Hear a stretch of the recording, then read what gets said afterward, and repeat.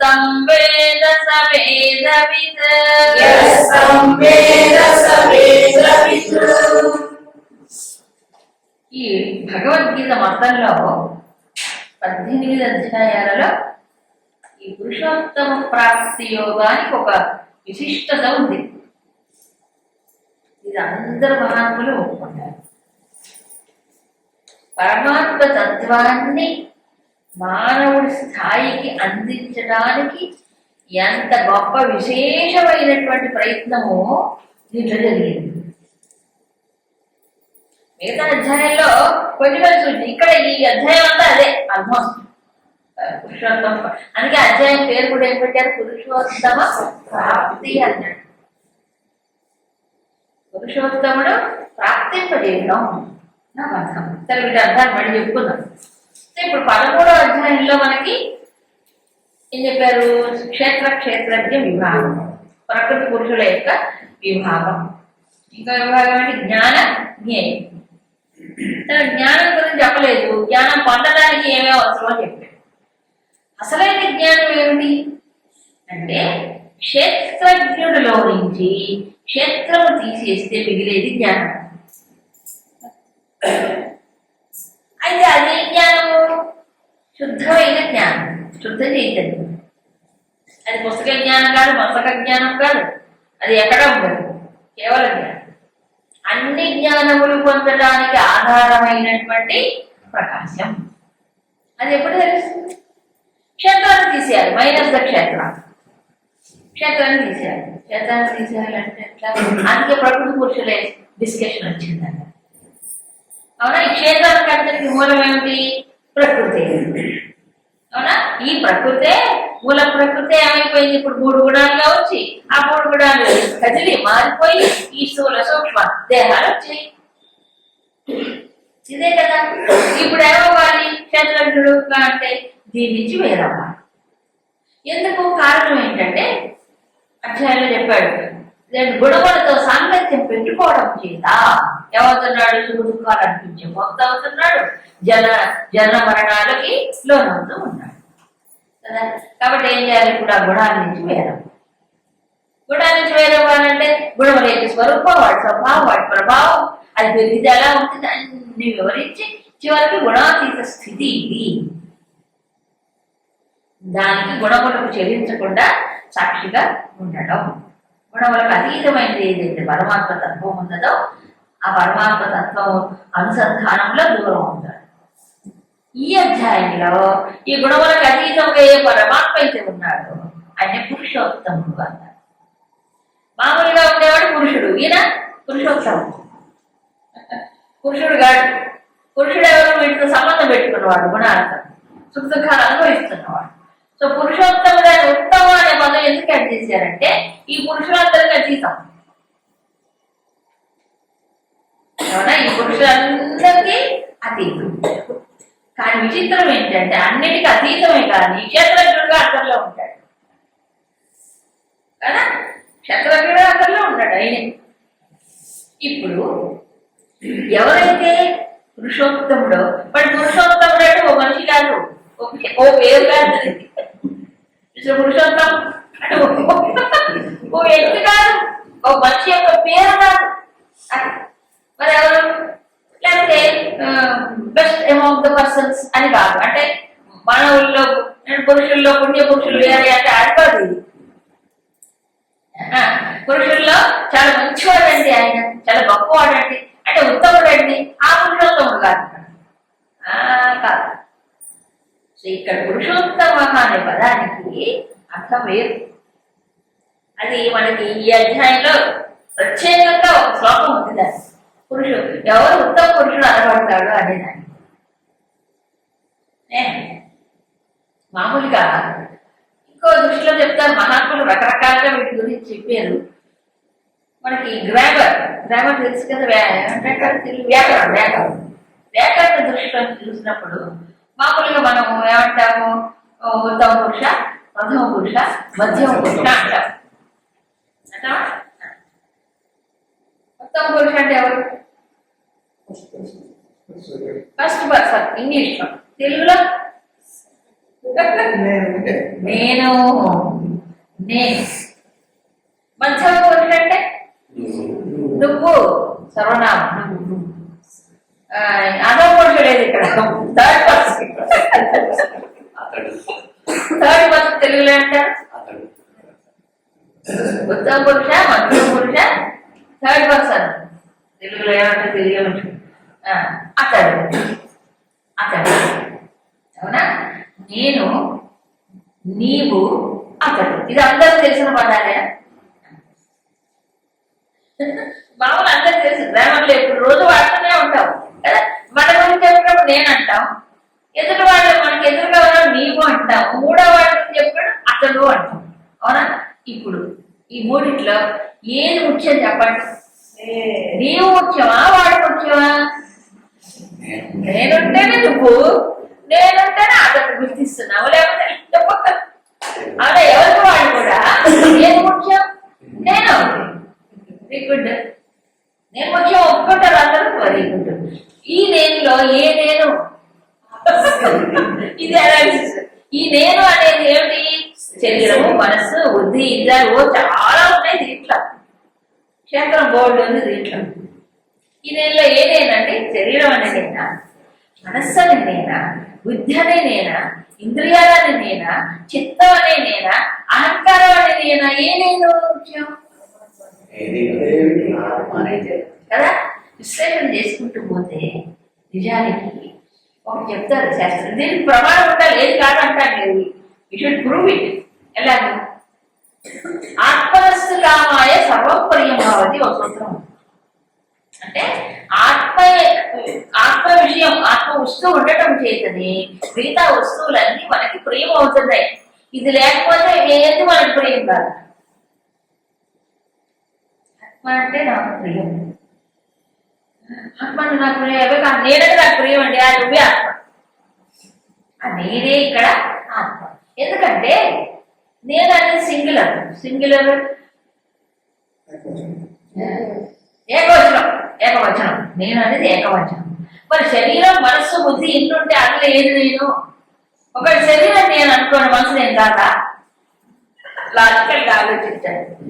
మనసు నేను అంటే శరీరం నేను కాదా? మరి బుద్ధి నేను అనుకున్నాను కంటే అప్పుడు మనస్సు, శరీరం నేను కాదా?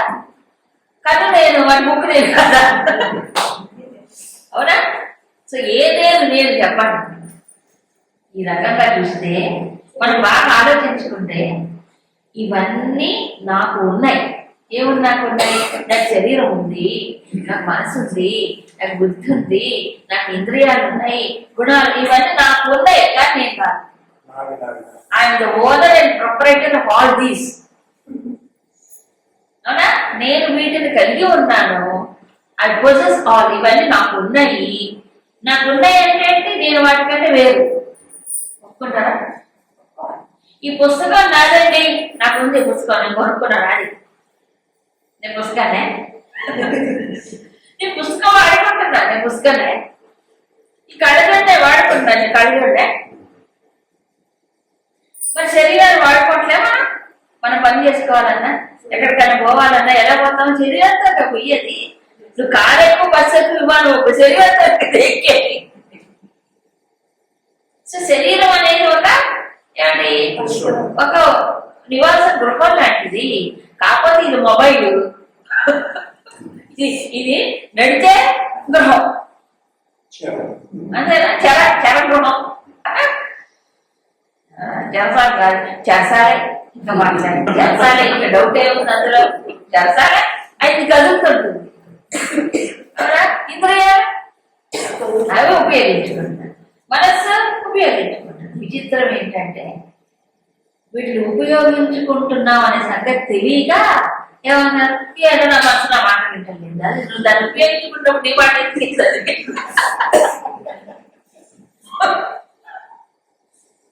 అవునా? ఇప్పుడు నేను కారును ఉపయోగించుకుంటున్నా, కారు నేను చెప్పిన చోటు తీసుకెళ్ళాలి, దాన్ని తీసుకెళ్తారా? మరి కారు తీసాలో పడేయాలి. అట్లాగే మనసు నేను ఉపయోగించుకుంటున్నాను, అప్పుడు మనసు అవ్వాలి, ఉపయోగించబడాలి. అంటే నేను చెప్పినట్టు అది వినాల్సిందే. అది నేర్పేది శాస్త్రం. అవునా? ఈ జ్ఞానం ఉండాలి. సో వీటిని నేను ఉపయోగించుకుంటాను, వాటి చేత నేను ఉపయోగించబడకూడదు. వాటి పైన నేనుంటాను కానీ నా పైన ఇచ్చే స్వాధీనం చేయకూడదు. అవునా? స్కూటర్ మీద మనిషి ఉండాలి, మనిషి పైన స్కూటర్ పోతే ఇప్పుడు మనసు పైన నేను అధిరోహణ చేసి దాన్ని స్వారీ చెయ్యాలి కానీ మనసు నా పైన వచ్చి పడితే అప్పుడు అది కాదు కదా. సో ఇవన్నీ ఒక్కసారి ఆలోచిస్తే బయట విషయాలు సరే సార్, వీటన్నిటి నేను ఉపయోగించుకుంటాను. ఎవరు ముఖ్యం? ఉపయోగించుకునేవాడు ముఖ్యమా, ఉపయోగించబడే ముఖ్యమా? నేను ముఖ్యం కాబట్టి వీటిని ఉపయోగించుకో.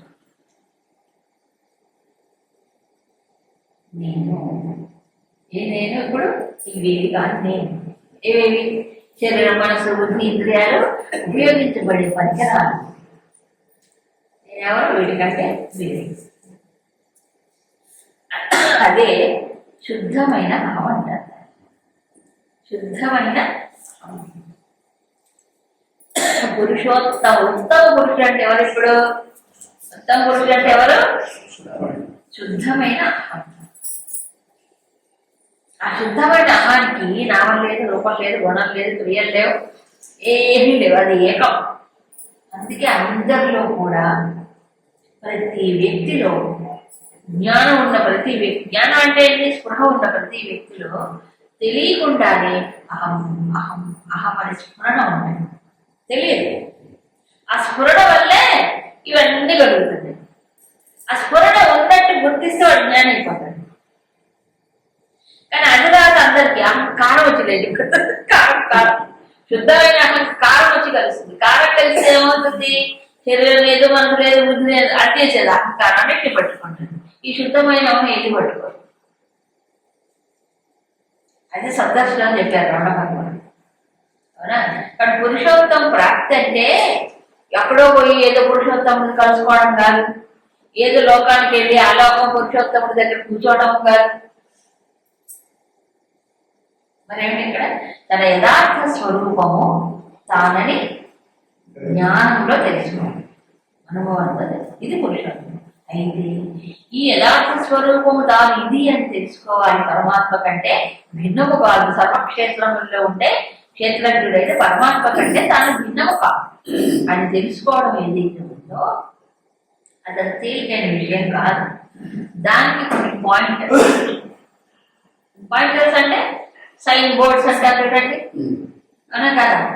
సైన్ బోర్డ్ అంటే ఇలా ఏరో మార్క్స్ ఉంటుంది బోర్డు పైన. ఆ ఏరో మార్క్స్ పట్టుకొని మనం అనుకోవాలి. కాబట్టి ఆ పురుషోత్తమ ప్రాప్తి, అందుకే ప్రాప్తి అనే పదం వాడింది. కొన్ని చోట్ల పాఠాంతరాలు పురుషోత్తమ యోగం అని అంటారు. కొన్ని చోట్ల పురుషోత్తమ ప్రాప్తి. రెండు తప్పులేదు. పురుషోత్తముడితో యోగం అనొచ్చు, పురుషోత్తమ ప్రాప్తి ఏదైతే ఉందో అది కరెక్ట్. సో ఇప్పుడు పురుషోత్తముడు ఎంత దూరంలో ఉన్నాడు, ఎక్కడ ఉన్నాడు, ఎక్కడ పొందాలి? తన అయితే ఆ ప్రాప్తింప చేసుకోవడానికి కొన్ని సాధనా విధానములు, కొన్ని సూచనలు, కొన్ని ఆలోచనలు ఇచ్చారు. ఈ మూలాన్ని వెతకాలి అంటే దానికి కొంత నిస్సంగ భావన కావాలి. అక్కడ ఈ ప్రపంచం విషయం పరమాత్మను తెలుసుకోవడానికి ప్రపంచ విషయంలో కొంత వైరాగ్యం ఉండాలి, వివేకం ఉండాలి. లేకపోతే పరమాత్మను తెలుసుకోలేడు. ఎందుకంటే వీటన్నిటికీ ఆధారంగానే ఉన్నారు పరమాత్మ. ఎక్కడో లేదు, ఎంత దూరంలో లేదు. ఈ అన్నిటికీ ఆధారంగా ఉండే పరమాత్మ తన లోపల కూడా అదే రూపం, చైతన్య రూపంలో ఉన్నాక ఈ ఆధారాన్ని చూడాలంటే ఏం చేయాలి? ఈ పైపైన ఏవైతే ఉన్నాయో వాటి నుంచి దృష్టి మళ్లించాలి, వివేకం చేయాలి. దానికి వైరాగ్యం కావాలి. ఎంత భయమో వైరాగ్యం అంటే అందరికి అత్యంత భయం. ఎవరికి ఇష్టం ఉండదు వైరాగ్యం. ఎందుకు? మన కాదు రాగం అనేది.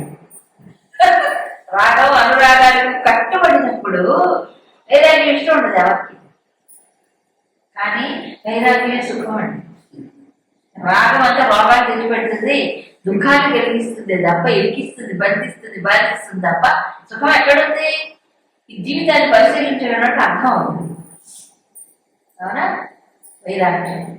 శంకరాచార్యులు ఈ అధ్యాయం గురించి చెప్పినప్పుడు ప్రారంభంలో మనిషిలో కొంచెం వైరాగ్యాన్ని ప్రలోచనం చేయడానికే ఈ సంసారం యొక్క వర్ణన చేశారట. ఇదేదో సంసారం చాలా గొప్పదని చెప్పడానికి కాదు. ఇదిరా సంసారం, నువ్వు చూడు, సరిగ్గా పరిశీలించి చూడు అని పరిశీలించి చూస్తే వైరాగ్యం వస్తుంది. పరిశీలించకపోవడం వల్ల పడుకోవాలి కదా. ఎందుకు ఈ అధ్యాయం పురుషోత్తమ ప్రాప్తి అని పేరు పెట్టి ప్రారంభ శ్లోకంలో ఏం చెప్పాడు? సంసారం గురించి చెప్పాడు. పురుషోత్తముడు పొందాలంటే సంసారం ఎందుకు స్వామి అని చెప్పాడు. ఎందుక సంసారం ఏంటంటే ముందు పరిశీలించి చూడు, అప్పుడు దీని ఎడల దృష్టి మళ్ళుతుంది, వెనక్కి మళ్ళించుకొని అప్పుడు పురుషోత్తముడిని పొందడానికి ప్రయత్నం చేయొచ్చు. అందుకే ఇది విచిత్రమైన వర్ణన. సంసారం గురించి విచిత్రంగా ఉంటుంది వర్ణన. ఇదే వర్ణన మన కఠోపనిషత్తులో కనిపిస్తుంది. సేమ్ ఆల్మోస్ట్ కొన్ని పదాలు, ఇది ఒకటి రెండు పదాలు తేడా. ఇదే కఠోపనిషత్తులో సంసార వృక్షాన్ని వర్ణిస్తుంది. ఇక్కడ సంసారాన్ని ఒక కుటుంబం లేదా ఇది కాదు, ఈ ప్రపంచం అంతా సంసారం. సంసారాన్ని చిన్న చిన్న సంసారం కాదు ఇక్కడ చెప్పింది, ఈ విశ్వం యావత్తు సంసారం. సంసార ఇది సంసార అంటే నిత్య నిరంతరం మారిపోయేది సంసారం.